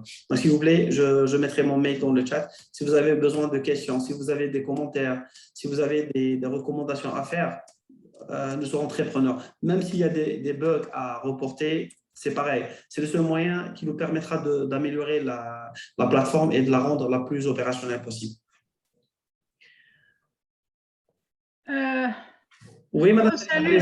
En fait, moi, j'ai un petit problème quand j'essaie de me connecter. Comme on avait des comptes depuis le départ avec la plateforme au départ, quand je mets j'ai oublié mon mot de passe et j'essaie de me connecter au site. Et bon, il y a la question redonner votre email, mais je ne reçois rien. Donc, il n'y a pas de, je ne sais pas, j'ai essayé plusieurs fois. Je voulais vous dire ça la dernière fois, mais bon, j'ai réessayé, mais ça ne fonctionne pas. C'est-à-dire que quand j'envoie mon email pour pouvoir changer mon mot de passe, il n'y a pas de retour. Voilà. Je prends note. Merci beaucoup, Madame Farida. Au contraire, c'est ce type de commentaire qui nous permettra d'opérationnaliser et de répondre à ça. On verra par la suite avec Derek, peut-être dans une réunion, peut-être demain ou après-demain, comment on pourra régler le problème d'authentification. Parce que effectivement, à un moment donné, même moi, je n'arrivais pas à me connecter à un moment donné. Ensuite, il y a eu, parce que Mistral initial, il était développé dans un prototype. On a eu vraiment du mal à le recevoir, à le faire sortir de la douane pour pouvoir le mettre en place au niveau de l'OSS. Avec les conditions Covid et les confinements réguliers et intermittents, ça n'a pas été vraiment simple, mais oui, je suis entièrement d'accord. On va consacrer une petite session de travail avec nos collègues et amis de l'UKIT pour pouvoir résoudre ça. Et je vous tiendrai au courant, Madame Farida, même si Amara, c'est pareil. Je pense que du moment où il y a quelqu'un qui a posé le problème, j'imagine que ça va être pareil pour les autres. Donc, on va voir de très près le problème des logins mot de passe. Parce qu'en fait, juste, j'ouvre une parenthèse, le but d'avoir un compte, on s'était dit, pour ceux qui viennent découvrir Mistral pour la première fois, c'est toujours possible de faire des calculs, des évaluations, etc. Mais quand il s'agit d'un gros lot de traitement, comme vous le savez, c'est un géoservice. Donc, il prendra les données fournies par l'utilisateur, il va faire des calculs derrière, il va rendre les résultats. Il ne va pas juste afficher des cartes, disons, préfabriquées, mais plutôt c'est un calcul qui est derrière. Donc, pour cela, on s'était dit, non, on va utiliser les capacités de calcul de Mistral en plus de Google Earth Engine pour pouvoir lancer des traitements de grande envergure. Mais on aura toujours besoin du mail de l'utilisateur et de son compte pour lui lancer des alertes que le produit a été déjà finalisé, etc. Donc, on va essayer de régler ce problème le plus tôt possible, Shabbat, et on reviendra vers vous, madame. D'accord, merci beaucoup Mustapha. Et un grand merci à Derek et à l'UKIT pour l'effort. Hein, c'est vraiment extraordinaire de pouvoir faire plein de petits traitements. Je ne dirais pas de grands traitements, mais des petits traitements pour voir où on en est réellement. Hein. Merci beaucoup, madame.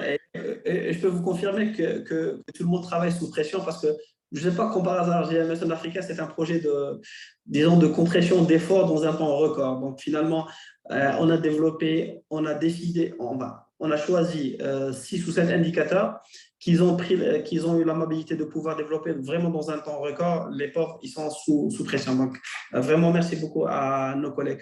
Et finalement, c'est devenu plutôt des séances régulières d'échange. Et on profite de la pluridisciplinarité des participants pour améliorer et pour voir même d'autres perspectives de développement comme l'histoire des oasis et les zones humides. Donc, ça, c'est des choses qui sont très, très intéressantes. Merci beaucoup. Ok, donc je continue une petite remarque. En fait, je tiens à saluer la DG Acta. Donc aujourd'hui, j'ai vu qu'il y avait beaucoup de participants, ou plusieurs participants, aussi bien de la direction sol que de la direction aménagement, donc du territoire. Mais j'ai une petite remarque concernant la direction des forêts. Je trouve que ce qu'on est, oui, je pense que je fais partie de l'équipe. Bien sûr, madame. Ce qui est en train d'être fait est très intéressant. Et je ne sais pas si vous pouvez donc toucher la direction générale des forêts au niveau du ministère de l'Agriculture. Je parle de la Tunisie, bien sûr, parce que je vois que nos collègues en Algérie, il y a plein de participants et je les salue en fait à la même occasion. Donc, s'il y a possibilité, Mustapha, de voir comment vous pouvez avoir donc la possibilité de voir la direction générale forêt pour qu'ils puissent s'intéresser à ce qu'on est en train de faire. Parce que demain, tout ce qui sera fait, s'il n'est pas validé au niveau du ministère de l'Agriculture, ça sera des prototypes qui resteront un peu de côté. Donc, oui, voilà. Oui, je suis entièrement d'accord. Oui, bien sûr, non, au contraire, madame, on travaille dans une politique participative et interactive. Donc, le but, c'est ça. Je suis entièrement d'accord. Moi, je vais voir avec mes collègues du CNCT pour qu'on puisse les impliquer dorénavant. Moi, je pense qu'ils étaient impliqués dès le départ, mais bon, on va voir qu'est-ce qui pose problème ou bien où est-ce qu'elle est la faille pour pouvoir impliquer plus de forestiers dorénavant, Inch'Allah. Mais message bien noté. Madame Toreya, je pense que vous avez levé la main. Oui, bonjour, monsieur Mustapha. Allez-y, madame.